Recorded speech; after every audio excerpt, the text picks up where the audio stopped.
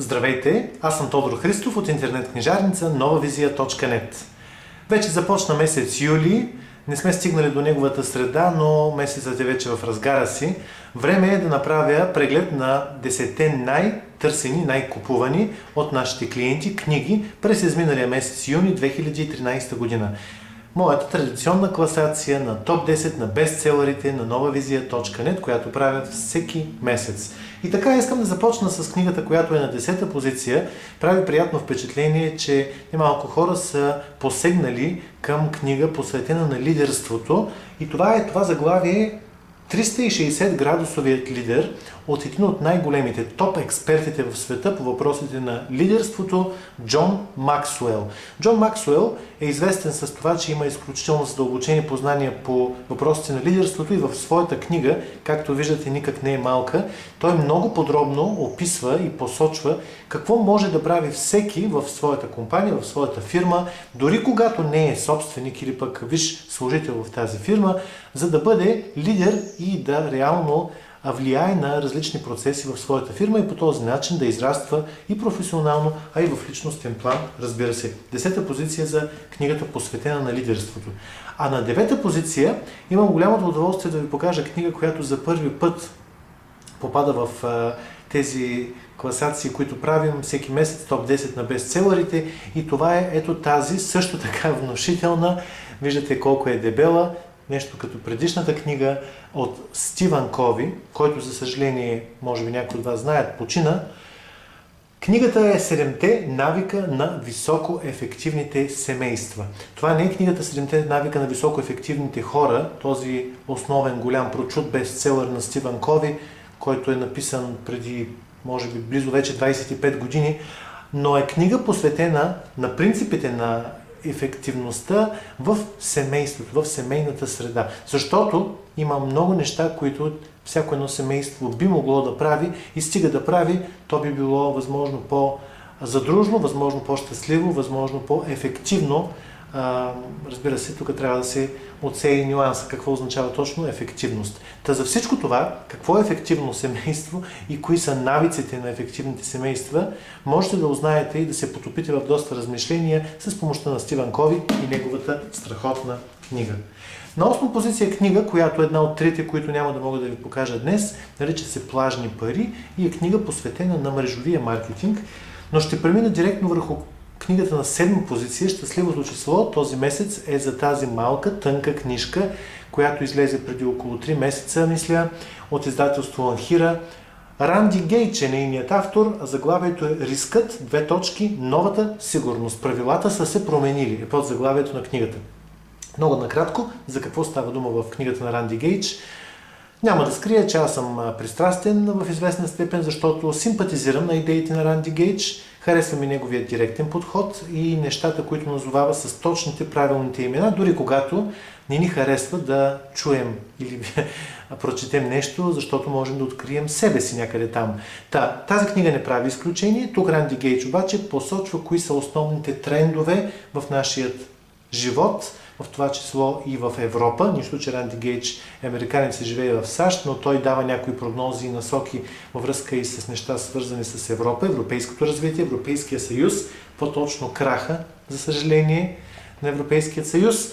И какво следва от всичко това за нас, за обикновения човек, който трябва да прави и да взема ежедневни решения и да върши ежедневни действия. Какво следва от всичко това, от цялата тази картина?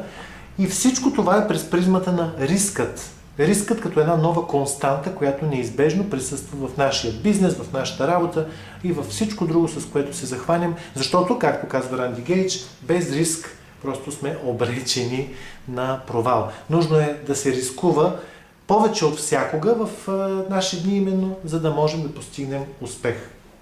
На 6-та позиция е още една книга, посветена на лидерството, която, втората от общо 3, няма да мога да ви покажа днес. Това е книгата Брилянтният лидер и от издателство Аматах, която миналият месец, май, беше на първа позиция в класацията ни с бестселерите. Но пък мога да ви покажа книгата на 5-та позиция и това е книгата 100 начина да мотивираш другите с подзаглавие Променете живота на хората около вас завинаги. Книгата се издава у нас от издателство Изток-Запад, както и книгата на Джон Максуел за лидерството, която преди малко ви показах, написана от Стив Чандър и Скорт Ричардсън и е посветена на различни възможности, както самото заглавие казва, да мотивираме околните, да мотивираме нашите сътрудници, да мотивираме нашите служители, да мотивираме нашите последователи, така че да вършат някои неща с по-голямо желание, с повече енергия, с повече ентусиазъм. На четвърта позиция е третата от общо 3 книги, които за съжаление в момента не са в ръцете ми и няма как да ви покажа, и това е книга посветена на здравето, по-конкретно е посветена на лечението от рак, и това е книгата Терапията Герсон. Една нашумяла терапия в последните години, която дава резултати, дава надежда, дава поводи за надежда на хората, които имат ракови заболявания, и на техните близки. Така че радва се за съжаление го казвам, на търсене. Насочвам ви към нея с повече информация в интернет книжарница Нова Визия Нет. Може да прочетете нейното представяне. А сега искам да ви покажа кои са призовите 3 книги, които на трето, второ и първо място попадат в класацията с бестселъри за юни 2013.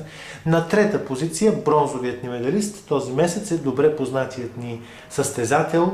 Книгата Състезател, това е книгата Богат татко, беден татко. Прекрасна книга за финансовата грамотност, която може да научи всеки един от читателите, които отгърнат нейните страници, на основните принципи на управление на парите и начините, по които те текат. Стига да прочетете тази книга и ако тя привлече вашето внимание, сигурен съм, ще посегнете и към продължението на книгата на Робърт Кийосаки Богат татко, беден татко, а това продължение е, разбира се, 4 потока на парите. На втора позиция е една съвсем нова книга, която излезе буквално този месец, или ако се не лъжа, миналия месец, юни. Не този юли, а юни. Това е книгата Световните майстори на мрежовия маркетинг. Разбира се, когато стане дума за мрежови маркетинг, основното издателство у нас, което издава тази литература, това е издателство Анхира. И тази книга не прави изключение, отново издадена от Анхира. А ето ги хората, снимките им, това са така наречените майстори на мрежовия маркетинг, обикновени хора, които са работили нещо друго в масовия случай, но са се посветили на мрежовия маркетинг и са постигнали забележителни резултати. Кратка, тъничка, не особено дебела и практична книга, пълна с истински истории. Ако вие сте ръководител на екип от хора, които работят в мрежовия маркетинг, подарете тази книга на вашите колеги, за да повдигнете тяхната енергия и мотивация. Знаете, че в този бранш това все пак е необходимо задължение на всеки един лидер на екип. Не ми остава друго, освен да посоча коя е книгата, която е на първо място в класацията ни с бестселъри за юни 2013 година. И това е книгата на издателска къща Хермес "Разпознай лъжеца". Книга написана от 1, 2, 3, 4, общо 4 автора. Всичките, характерно за тях е, че са бивши служители или сътрудници на ЦРУ или пък експерти, които са сътрудничали на тайните служби. И те обединяват своите усилия в създаването на книгата "Разпознай лъжеца", с помощта на която ни учат как да разпознаваме лъжите. Лъжите в бизнеса, лъжите в личния живот, лъжите в политиката, ако щете. Ние живеем в държава, в която лъжата е нещо често срещано и затова не се изненадвам, че тази книга заема първата позиция в класацията ни с бестселъри за 2013 година, месец юни. Защото благодарение на нея, с нейна помощ, можете да действително усъвършенствате уменията си, да разпознавате лъжите и да разпознавате лъжците, които са около вас. Предполагам, няма да има много хора, които ще оспорват, че това е едно ключово умение за предпазване от грешки и за успех в нашия живот, в наши дни. Това беше всичко от мен. С всички тези общо 7 успях да ви покажа. Другите 3 можете да прочетете като допълнителна информация в нашия сайт. Общо 10 бестселъра, които най-често привличаха вниманието на нашите клиенти през изминалия месец юни 2013 година. Абсолютно всяка една от тези книги можете да откриете и поръчате при нас в novavizia.net.